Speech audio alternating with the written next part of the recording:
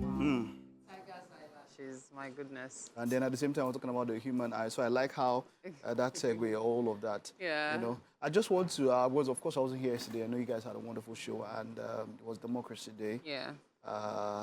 You know, with all that happened with the president Dobaleing, as he mentioned, there was just one thing that really caught my attention yesterday that I just want to mention, and that was Senator Shehu Sani during the banquet. There's something he said to the president. Okay. When he was talking about the protesters who were locked up. He said something, and I found it quite remarkable. He said, they learned how to protest from you. Yes, absolutely. You are the chief protester. Yeah. We start to remember in Nadeko days, you are the original Baba. You cannot mention Radio Kudirat without mentioning the president himself. So yeah. He said, in that spirit, understand that they are your children. And yeah, it's healthy. That's how, I mean, all we remember, you now see pictures of him with June 12 with MKO and all of that, and then we know that we got to this stage because he was part of it, so he should understand that it's part of the process. Absolutely. He fought for the democracy that we are now enjoying. Yes, yes. And you know, talking about democracy and everything we're enjoying, there's a lot that goes on day to day, especially in these times. I say these times because one would think it's a Nigerian thing, but it's actually a global thing right now. There's a lot going on. And with the economy, people's finances dipping and all, it just makes you wonder about their mental health. I know we are in the Mental Health Awareness Month, and one particular aspect of mental health that I find bothersome is the mental health of men.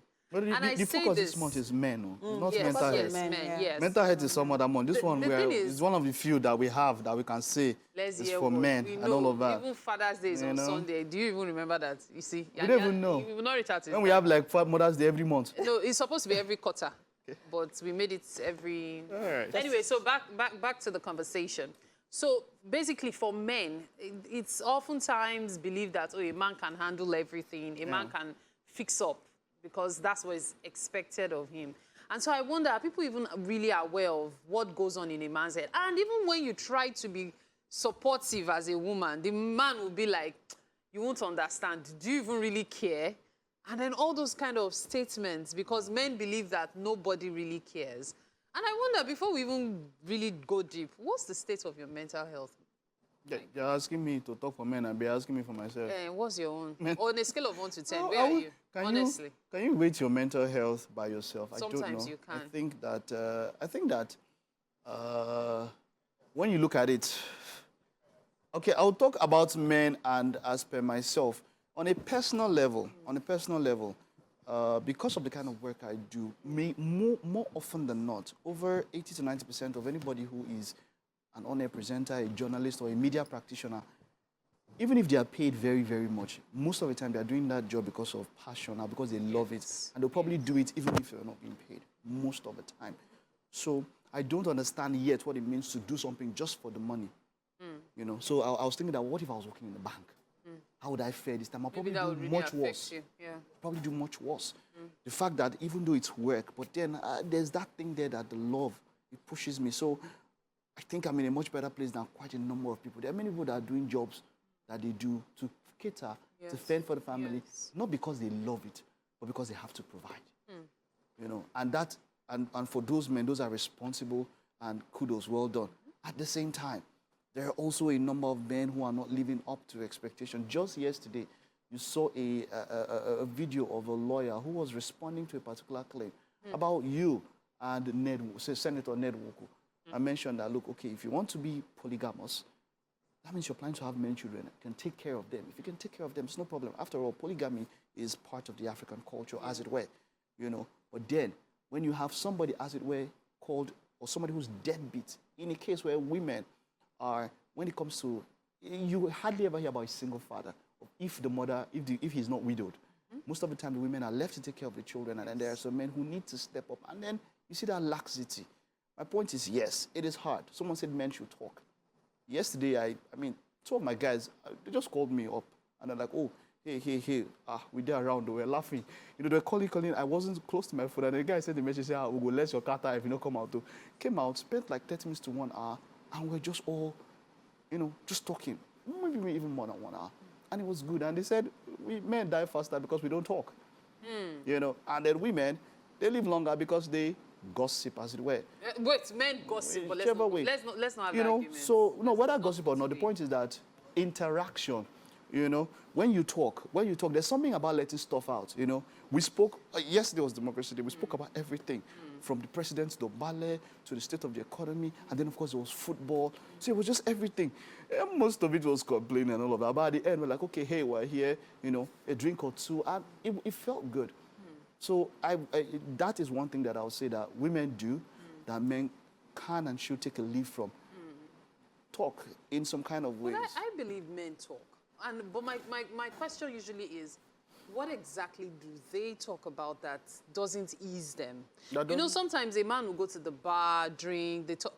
I used to have a lot of male friends, so I know men talk a lot even. The question is, what kind of friends do you have? Are they people that are trustworthy enough for you to open up to them and, you know, unburden so you can even feel some kind of ease? So they don't use it against you. So they don't use it against you. That's a human thing. You know, at the end of the day, all of the major reason why a lot of men do not talk is ego.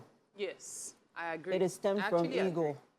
And they have been programmed from childhood to be mental resilient, right? To be resilient mentally to a lot of the things that they are going to be faced with as they get along in their lives, whether as fathers, as husbands, whatever it is that they are faced with, even in their careers. But like, I mean, the essence of this conversation basically is to encourage the men to be more outspoken. Yes. Talk about these things. Be vocal. Share. One of the things that I have come to realize, especially in this era at this time, is the essence of sisterhood for we women.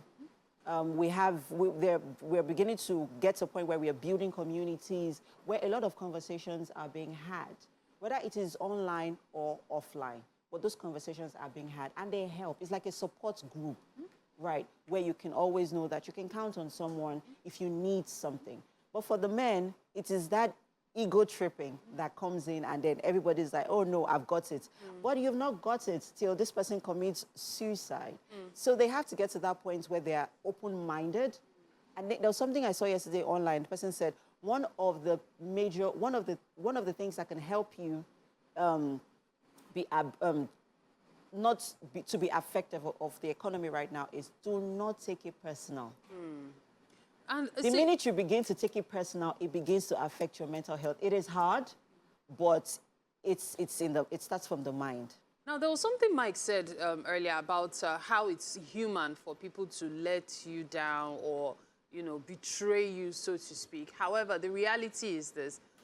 As friends, especially females, for your partner, your spouses, as the case may be, when a man confides in you, it's not for you to use it against him in future.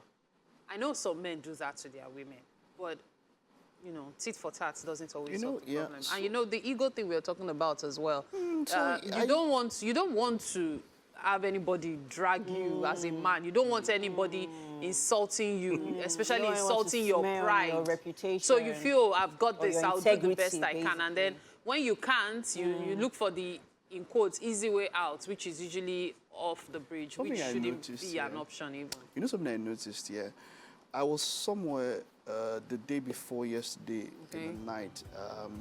I was in Ikoyi. I was in a very high-rise building overseeing the Ikoyi club. And I just sat down and I stood up and I was watching people coming in and all of that. Let me tell you something. Just there by the side, this ego thing you're talking about there, the high and mighty amongst themselves, they don't have that ego. Yeah. They don't. So for you to be successful, you need to put it aside. Let me tell you, that's why they call politicians, as it were, they are like, they don't have ego. If they need to lick the ground, they will lick the ground. There was a lot if we had more time, we would have spoken about it, but there was a lot. They were coming to the club. I saw there were like 6 lawn tennis courts. They came in, they were playing, they were having interactions and all of that. One thing I would say, just to round up, is this. For mental health and for everything, be active, get moving, exercise. It's important. Hang out, not only in the bar, and take a drink. You see these guys, they come out every evening, park their cars, wonderful car park, and then get down, and they're playing tennis, they're moving around. Yeah, but Mike, I also need to add to that quickly that the, women, wives, mothers, are you checking up on your husbands? Are you checking up on your sons to know how they're really doing? I know they wake up in the morning and they're acting like, oh yeah, I've got it. I'm going out to conquer the day.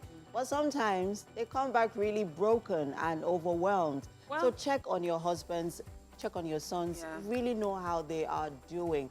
Have conversations with them, become that safe space they can always come to. That's and, you know, pour their hearts. And most importantly, I need men to remember, a closed mouth is a closed destiny. We need to take a break now. We'll be back. You're watching Wake Up Nigeria. So